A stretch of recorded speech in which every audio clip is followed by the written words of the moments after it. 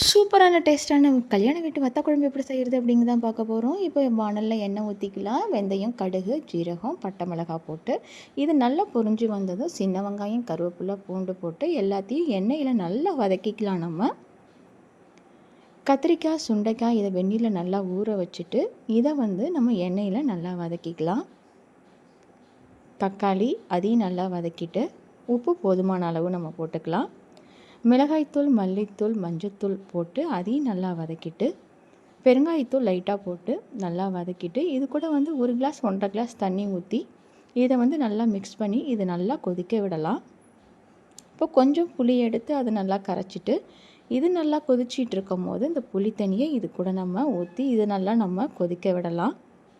நல்லா கொதித்து வந்ததும் இறக்க போகிற சமயத்தில் மிளகுத்தூள், ஜீரகத்தூள், வெந்தயத்தூள் போட்டு ஊற்றி இறக்கணுன்னா வத்த குழம்பு ரெடி.